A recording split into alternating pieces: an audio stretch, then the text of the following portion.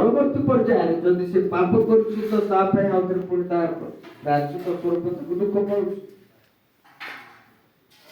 ଯଦି ପୁଣ୍ୟ କରିଛି ମଧ୍ୟ ସେ କିଛି ସମୟ ପାଇଁ ତାର ପୁଣ୍ୟର ଫଳଟାକୁ ପାଉଛି, ପୁଣି ଆଉଥରେ ଦୁଃଖକୁ ପାଉଛି। ତେଣୁ ଏ ଦୁଃଖ ସୁଖ ଏ ସଂସାରର ନିୟମ। ସଂସାରକୁ ଆସିଛେ ମାନେ ଆମେ ଦୁଃଖକୁ ବି ପ୍ରାପ୍ତ ହେବା ଆଉ ସୁଖକୁ ବି ପ୍ରାପ୍ତ। ତେଣୁ ଏ ସଂସାର ତ ଏ ସଂସାରରୁ ମୁକ୍ତି ପାଇବା ପାଇଁ ଆମେ ଗୁରୁଙ୍କର ଶରଣାପନ୍ନ ହୋଇଛେ।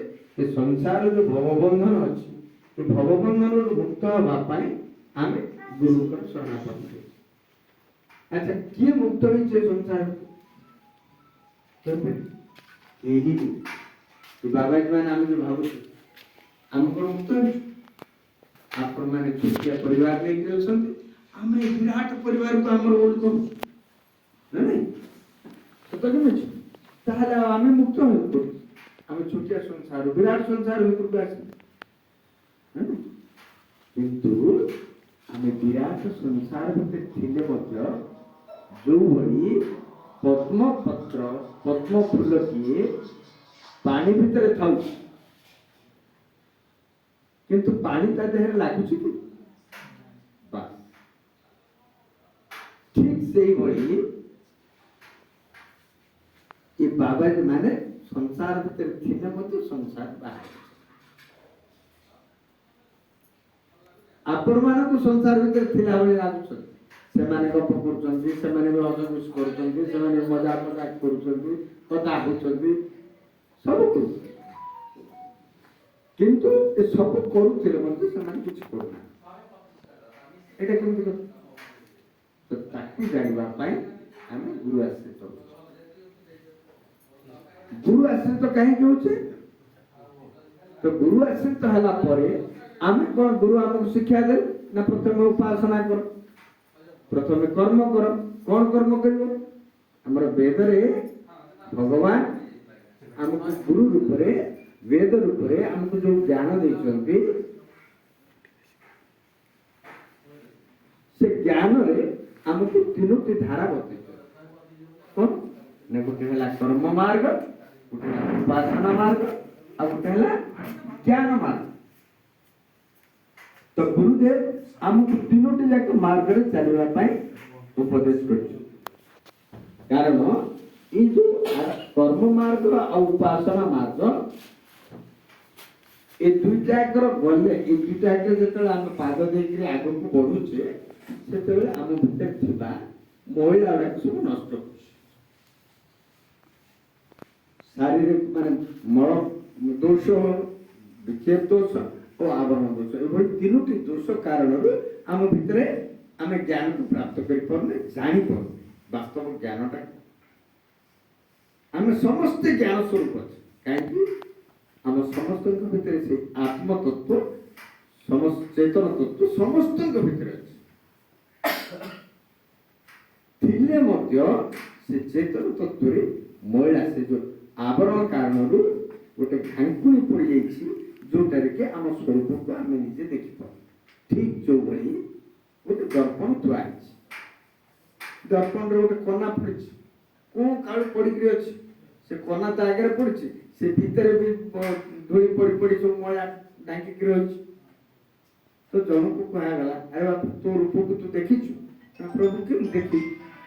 ନା ସେଠି ଗୋଟେ ଦର୍ପଣ ଥୁଆ ହେଇଛି, ଯା ଦେଖ। ସେ ଗଲା, ଦର୍ପଣ କଣ ଜାଣିନଥିଲା। ଦର୍ପଣ କଣ? ସେ ଯାଇ ଖୋଜିଲା, ସବୁ ଦର୍ପଣ କୋଉଠି ଅଛି, କୋଉଠି ଅଛି, କୋଉଠି ଅଛି, ପାଇପାରିଲାନି।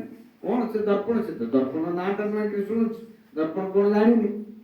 ତେଣୁ ଗୁରୁଦେବଙ୍କୁ ଆସିକି ପଚାରିଲେ, ପ୍ରଭୁ କୋଉଠି କାହିଁ, କଣ କି ଦର୍ପଣ ଅଛି, କାହିଁ ମୁଁ ତ କାହିଁ କୋଉଠି ଦେଖିପାରିନି। ଆରେ ବାବା, ଯୋଉ ଢାଙ୍କୁଣି ପଡିଛି କନାଟା, ତାକୁ ବାହାର କରେ, ଦେଖିବୁ ଦର୍ପଣଟା ଅଛି।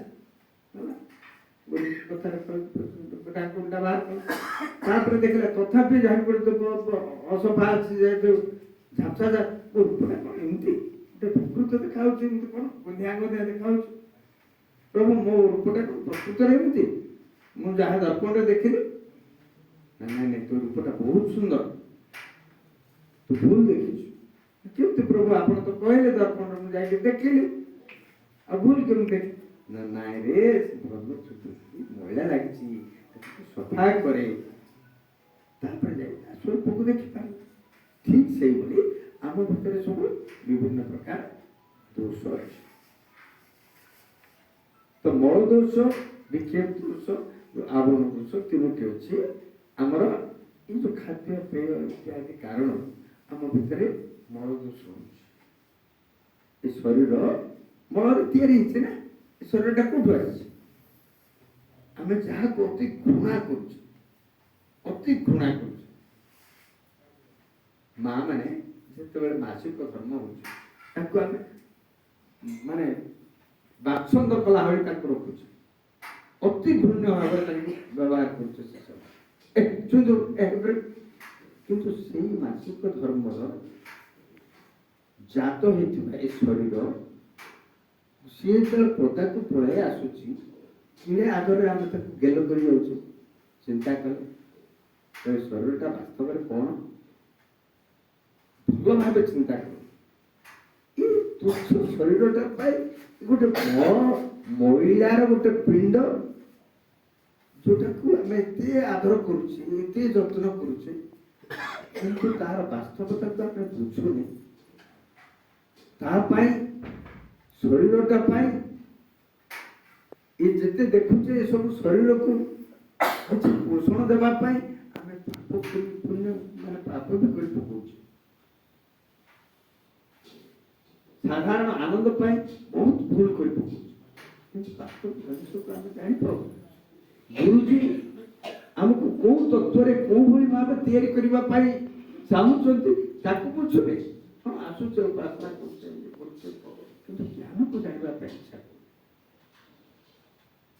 ତେଣୁ ଜ୍ଞାନ ବିନା ପଶୁରେ ସମାନ।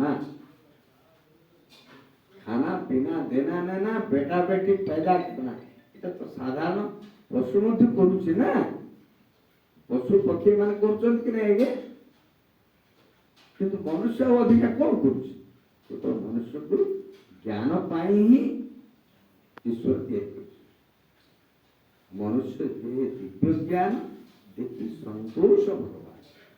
ଏ ଦିବ୍ୟ ଜ୍ଞାନଟାକୁ ଯଦି ଆମେ ପ୍ରୟୋଗ ନ କରିବା, ଏ ଦିବ୍ୟ ଜ୍ଞାନଟାକୁ ଆମେ ଯଦି ଅଲଗା ମାର୍ଗରେ ନେବା,